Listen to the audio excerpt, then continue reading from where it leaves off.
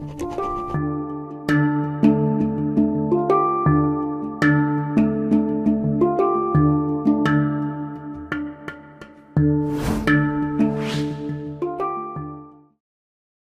welcome to Fostering Resilience. I'm Dr. KJ Foster, and in today's video, I'm sharing with you 15 tips for your first 90 days of sobriety. 15 tips that will hopefully help you to be successful. And these are 15 tips that don't just apply to your first 90 days, although I think that if you are someone who is new to recovery, then following these tips, taking these tips and incorporating them into your routine will absolutely help you to be successful. But I think that they're tips that no matter where you are in your recovery journey, that you may find helpful. So let's go ahead and jump right in. Tip number one. Tip number one is to create and maintain a schedule, a structured, consistent schedule. And this includes when you're going to get up in the morning, when you're going to eat, when you're going to exercise, when you're going to attend your recovery support meeting, when you're going to possibly meet with your sponsor if you're participating in 12-step recovery, or support a friend that's supporting your recovery, when you're going to read spiritual literature, all of the things that are a part of your recovery program and your life, that you are incorporating them into your daily and weekly routine, and you have it written down and you're following this structure every single day. Because this is what I see happen. People come into treatment. I work in a treatment. I'm the clinical director and family program director at a local treatment center. And people come into treatment, they're there 28 days, and treatment is very structured. Clients are getting up at the same time every day. Generally speaking, they're going to bed generally around the same time every day. They're attending groups, they're attending therapy, they're eating, all according to a very consistent schedule. And our bodies and our brains get used to that consistent schedule. And then what do some people do? They leave treatment and they go on vacation, which is the worst thing that you can do. Or they just leave treatment and they take that consistent, structured schedule and it just goes out the window, and they're sleeping late and they don't really have a routine. And that is the worst thing that you can do. And let's say you didn't go to treatment. Still, I suggest writing down a 2-week schedule and then just trying to copy that schedule or those 2 weeks from week to week moving forward. Because the more that you can get your body and your brain into this consistent routine, this consistent schedule, then the better you're going to be relative to post-acute withdrawals, gaining strength and resilience, and the more likely you're going to be to consistently participate in those things that are going to be really important to your recovery. Tip number two. Tip number two is to make meetings a priority. And this is really critical because this is where you are going to find the support that you need. You're going to find other people who are on the same path. You're going to find people who have achieved what you're seeking to achieve, which is that's how we learn and grow. We follow the directions of somebody who has achieved what we're seeking to achieve. And I'm not here to tell you that that's 12-step recovery, but I am here to tell you that it has to be some form of recovery, whether that's a 12-step meeting, SMART recovery, Life Ring, Dharma, Phoenix. There's a lot. I know I'm forgetting one, but there's a lot that are out there. Or whether that's Al-Anon or Nar-Anon or Codependence Anonymous, CODA, depending on what the issue is that you're recovering from. Attending a support group meeting relative to that recovery that you are seeking. And your first 90 days, attending a meeting every single day. It's part of the prescription. It's a part of what's going to give you the strength and the resilience that you need in order to successfully recover. And I just recently met someone in treatment, one of the clients who's brand new to this whole recovery process. And when I told that individual that they needed to really commit to attending meetings every single day for the first 90 days, they were aghast, like, oh my gosh, that's so overwhelming. Like, how could I possibly attend a meeting every day? I would get really overwhelmed. I would get really like burnt out on the meetings. Well, let me tell you, you did not give up your substance on any given, like you spent every single day. I mean, how much time did you invest in drinking and or using drugs or recovering from said use of those substances and any other types of effort and energy that you put into maintaining what you were doing? So to attend a 1 hour meeting every single day, to think that that would be way too much to be able to incorporate into your schedule or way too much to handle is an irrational thought. Like, I don't care how busy you are. I was a single mother working an incredibly demanding job where I had to be there at 7:30 in the morning. And most days I was working until 6:30, 7 o'clock at night. And I had to go to an 8:30 meeting at night in order to fit it into my schedule. But I did so every single day because I needed that medication. I needed that as a part of my recovery to give me strength so I could get through that next day staying sober.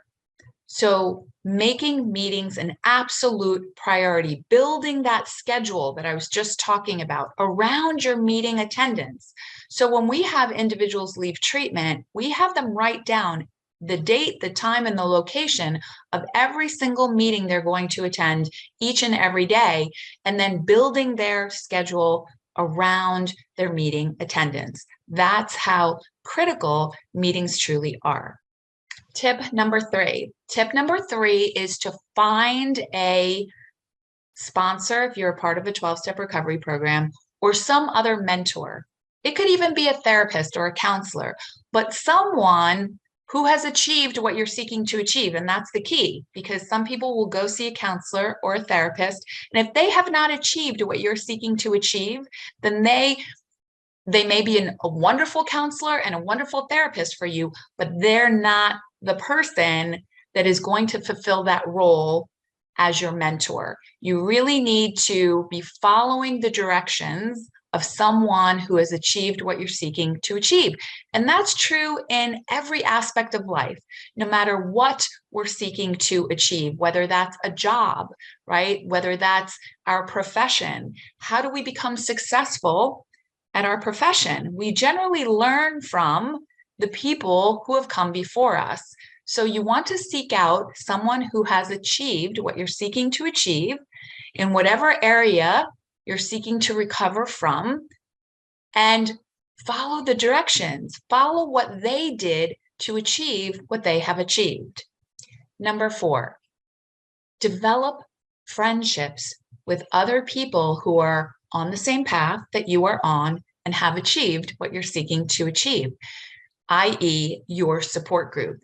So surrounding yourself with other people who are going to help to give you that strength and the resilience that you need in early recovery. Early recovery is really the first 18 months, in my opinion. If you've watched my videos, any of my other videos about early recovery, then you know I refer to early recovery as the first 18 months of recovery. But we're talking about the first 90 days. And certainly that first 90 days is going to be a lot easier the more friendships you develop, the more people that you can call to help you when you're struggling, when you're triggered, the more success you are going to have. And I know that it's hard. You know, I began this journey at 44 years old. Technically, I began the journey at 39 years old, but I didn't achieve successful recovery until I was 44. That's when I started this most recent successful journey. That's when I truly was able to become successful, because I was able to take those relationships with individuals that I used to drink with, put them aside, and focus on building and developing relationships with individuals who were seeking recovery, like I was and am, and also with individuals who had already achieved what I'm seeking to achieve. So that was critical for me. I don't think that I could have made it through those first 90 days without building those friendships and that support system. Number five is develop a safe environment for yourself. Establish a safe environment. And that's going to mean different things to different people, or it's going to look differently to different people. So for me, for example, I was a single mother at the time, and my older son was engaging in substance use at the time. And so I had to make it very clear to him that we now have a sober home and there would be no alcohol or any other substances allowed within our home. And if that was something that he wanted to do, he needed to take it elsewhere, and that it was not to be in the home or be under the influence within the home, and it needed to be a very safe space for me. For some people, they're not able to achieve that in their home because maybe there are other people who are using substances and it puts them in danger of relapse. So for a lot of people, going into a sober living environment where they're living in a home with other people who are on the same path, seeking to achieve the same thing, and they're in a very structured environment, is going to be the best choice for them and will help to establish that safe environment. It also could be, if you've watched my one of my previous videos where I talk about how some people will go into treatment and there are bottles and there's substances all over their house, or they've hidden things here and there, will need help from family members and or friends to go into that home and remove all those substances so that then they are entering into a safe environment. So establishing that safe environment for yourself where you're going to be able to grow and flourish in your recovery. Number six is ask for help. And this is something that sounds so simple and so basic, but is really, really hard for a lot of people. And I say simple and basic in that some people might even think, well, of course, right? But when it comes down to it, it can be very, very difficult. And it can be something that if we're not willing to do it, has the potential to lead to relapse. So this means I reach out to my sponsor, mentor, my support system when I'm struggling with a craving, when I'm thinking about, possibly wanting to pick up that substance, or I'm worried about, the function that I'm going to that's putting me at high risk, and I'm reaching out and I'm asking for help from other people. And I see this all the time, is that people often think that other people should automatically come to them and ask them if they need help. Well, let me call that person. And even though this is a part of the give and take of any relationship, right, is the back and forth. And if there's not that give and take, right, if it's not like I'm calling that person to see how they're doing and to check on them and vice versa, if it's just a one-way street and that person's not really concerned about my well-being or how I'm doing, and it's all about them, then that's a codependent relationship. A codependent relationship is a one-way street, right? It's just, me. Other people need to anticipate my needs. Other people need to come to me and ask me if I need help, when that's not how recovery works. Recovery works by going to support meetings, asking for help from other people, asking for help from family members, asking for help from friends, but not just expecting that other people should fulfill your needs. You need to be responsible for your own recovery and take the steps to ask other people for that help. Number seven is a repeat of actually a tip that I mentioned in Louise Hay's 10 tips on how to love yourself. And that is taking care of your body, being mindful of being good to your body.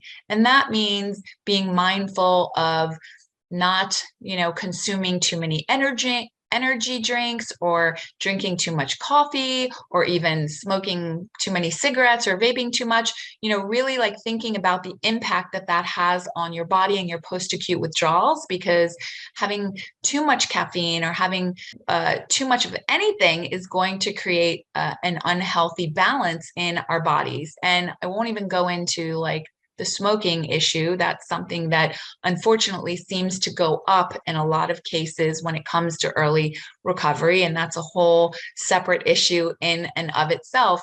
But just think about like sugar and caffeine for a moment, because those are two substances where when you're having a craving early in the recovery process, it can actually help to have a little bit of caffeine or a little bit of sugar to help that craving to subside. But if we have too much sugar or too much caffeine, it can create the exact opposite result, where it's causing more anxiety and more cravings and more post-acute withdrawal symptoms. So making sure that you're exercising on a regular basis. Exercise is one of the best things and one of the only ways in which you can actually build back brain cells. So exercise is really good for you, but again, everything in moderation, not, going from not exercising at all to like, I'm going to run a marathon or I'm going to go and lift the 100-pound weight right off the very bat, because then you're going to hurt yourself. So making sure that you just incorporate getting your heart rate up for 15, 20 minutes a day, whether that's just taking a walk after dinner, but something where you're exercising your body, exercising your mind through meditation, but taking good care of your body, because we've generally been abusing our bodies for a very long time. So just day by day, making it a mindful practice to take good care of your body. Number eight is to learn your triggers. And the best way that I can describe this is relative to a minefield. Terry Gorski, who was a genius, first of all, but he was really very instrumental in my recovery and in my training in relapse prevention. And he shared the metaphor of the minefield, which I think is perfect when it comes to understanding what we're doing through the process of relapse prevention and identifying triggers. And so he describes it as recovery being like this minefield. And if we go out into the minefield and we don't know where any of the mines are located, we know they're there, right? We may even know like what it is, that we may know that it's certain feelings, right? Or it's certain experiences, or when it's certain places, it's easier to navigate because we know where that place is. But sometimes we don't know where all the mines are. So if we go out into the minefield and we don't know where the mines are, the likelihood that we're going to blow up our recovery is much greater. So the process of identifying triggers and the process of relapse prevention is that we identify where the mines are, what the mines are, and where they're located. And then we seek to implement actions that will navigate us around those mines so that we're avoiding going near those mines that have the potential to blow up our recovery. So learn where your mines are, what your mines are, and where they are located by taking some time to list any particular triggers that you may have that you're aware of, and then developing a strategy so that you can avoid or navigate around those triggers. Number nine is not to rush right back into work or school or taking full responsibility for children if they've been cared for by someone else. So not thinking that when you get out of treatment, you're going to be ready to take on the world, because it can kind of feel like that sometimes, that, I've been to treatment, I've learned all these tools, I feel really great because it's been 28 days or however long it's been, and I just want to jump right back into work or jump right back into school, or, take back those responsibilities that other people have been taking care of for me since I've been here. And that is not recommended, because there is a lot of rehabilitation that needs to take place. The brain is still healing, and it's going to take a significant amount of time for the brain to heal, 18 months on average. And during that time, stress is your enemy. Stress is the number one offender in terms of putting us at high risk for relapse, along with shame and some other things. But stress in general is not your friend. And stress, of course, is no one's friend, but in particular, when you are in the early phases of recovery, it can really put you at high risk for relapse. So some people are like, well, I can't avoid stress, KJ. And that is absolutely 100% true.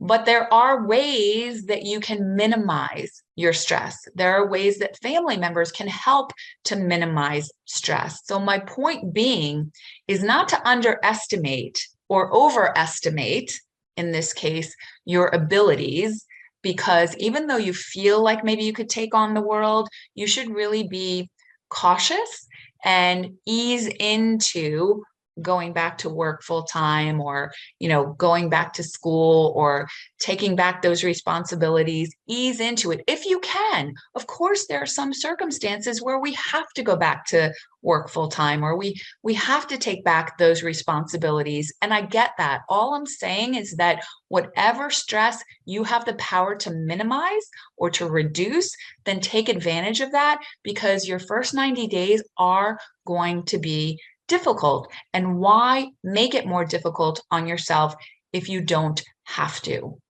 Number 10. Number 10 is to limit your social engagements. So limit, people will share with me, they'll leave treatment and they'll go to this big, huge family reunion, or they'll go to a wedding, or they'll go to this big, huge event. And that can be a big trigger. I have found, truthfully, that many people are able to get through the big events because it's a big trigger and people will be prepared and they'll be all ready. And, a lot of times people will get through the big event, but then they'll relapse right after that because of the weakness that occurs within our bodies relative to being in that situation where we're exposed to all of that drinking and perhaps other substance use. So the big events are not my biggest concern. It's all the little events that can add up, or the time period after that big event is over, that can put us at really high risk for relapse. So just minimizing, as again, it's like minimizing the stress, right? It's minimizing putting ourselves in those situations or in a position that is going to create a weakened state within our bodies. And I hear this from people all the time. KJ, it's not going to bother me. It doesn't bother me if my family members drink. It doesn't bother me to go out with my friends.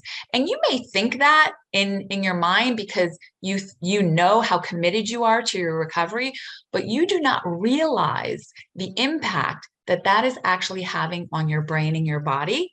And it is creating a more weakened state within you and will put you at higher risk for relapse. So whatever you can control and minimize in terms of social engagements and parties and events that you do not have to legitimately be at or attend, then the better. And by the way, if you do, like for me, I was able to limit a lot of the events, except for when it came to work. There were several events that I was required to attend as a part of my job. And what I did is I just made sure that I spoke with someone beforehand. I had somebody on speed dial ready to call in case I was experiencing a craving or a trigger. And then I always spoke to someone afterwards. So meaning somebody in recovery that was there to provide support and encouragement and strength to me, for me, so that I was better able to move through that event and not experience a craving. So that's just another tip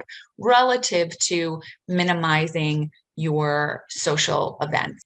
And then 11, tip number 11 is not to make any major changes in the first 90 days. Often people will say not to make any major changes in the first year.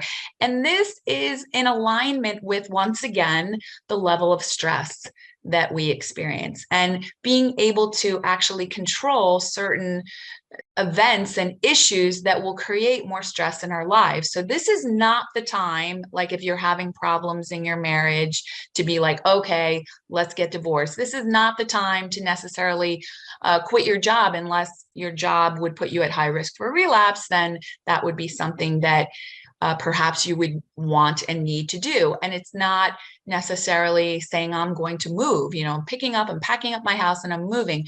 No real major changes in the first 90 days because it's going to create more stress in your life. And stress is something that puts you at really high risk for relapse. Again, the more that you can minimize the amount of stress that you're experiencing, the better. And I think that I totally forgot what number I'm on because I didn't number them on my sheet. So I think that I'm on number 13. Okay, we'll see. I may have to go back and do 12. So tip number 12 is to practice spiritual principles every single day. This is a part of reprogramming the body, mind, and spirit. And this involves finding out the where, what, and the how that you feel spiritual, where you gain strength and resilience from.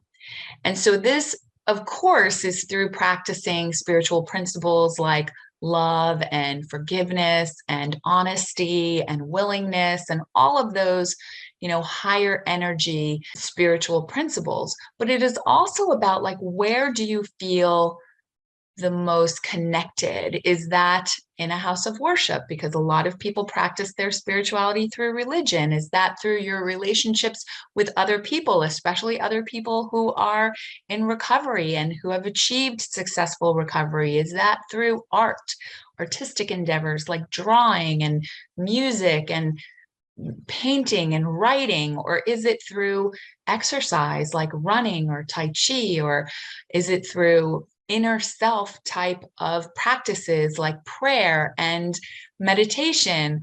Or is it through nature and being out in nature? Does that give you strength? Does that strengthen your spirit? So much of this is about defining for yourself, discovering for yourself the where, the what, and the how you feel most spiritual, and then implementing that into your routine on a daily basis, whether that's reading spiritual literature or exercising or whatever the case may be, meditating, praying, making sure that you are doing something to feed your spirit every single day. So tip number 13, 14, and 15 are all in alignment with spiritual practice, but I think that they deserve to be categorized on their own, because I think that just these 3 spiritual practices and principles will really add strength and resilience to your recovery, especially in those first 90 days. So tip number 13 is to practice honesty, because honesty is the foundation of recovery. It's the foundation of all spiritual practice. It starts with truth and honesty, and truth and honesty will give you more strength and power. Yet often, especially during active addiction, we fall into these patterns of dishonesty. And sometimes there are some of us where dishonesty has become just as much a pattern of behavior as perhaps our addiction, in that maybe we grew up in an environment where it was not safe to be honest, and we learned from a very young age to be dishonest. So it gets to be this pattern of behavior where we do it without even thinking about it. Sometimes we'll be dishonest when we don't even need to be dishonest. And so it takes on a life of its own, and it's a real detriment to the recovery process, which is why you may have heard that there are some people who are constitutionally incapable of being honest with themselves and others, and those people have a very hard time staying sober. So just start to practice honesty. How and where you can be honest each and every day in maybe situations or circumstances where you've not been honest in the past. So looking for ways each day where you can practice truth and honesty. And number 14 is to practice gratitude. Gratitude is such a powerful spiritual principle. And it also is in alignment with the laws of the universe, in that the more gratitude that we put out there, the more that we can express our gratitude for the things that we have in our lives, the more abundance we then receive, rather than falling into resentment or self-pity or these other negative, draining emotions and attitudes. So practicing gratitude on a daily basis is absolutely going to give you more strength and resilience for successful recovery. And then finally, number 15 is a little bit of like a twofer, in that it's being self-compassionate, right? And celebrating yourself along the way, like the small baby steps that you're making, the small progress that you're making along the way, trying not to look too far ahead in the process, but focusing on this very moment and how you're making progress today as compared to yesterday, and recognizing that we're all human and that we're all going to make mistakes. And there are some days where you're going to feel like you're going backwards, or you're not going to feel good. You're going to be experiencing post-acute withdrawals. And that's where self-compassion comes into play, and your ability to be gentle and kind to yourself and recognize the common humanity of it all, that you're not alone, and that there are millions of other people who are on the same path that you are on, a path that I am on. And that if you practice mindful awareness, that you're going to be better able to be compassionate towards yourself. And the more compassionate you are towards yourself, the more compassionate you will be to others. So celebrate the progress that you're making each and every day and practice self-compassion. So that's it for today's video and the 15 tips for successful sobriety in the first 90 days. Thanks for joining me today. I wish you a very beautiful and a blessed day, and I'll see you again in the next video.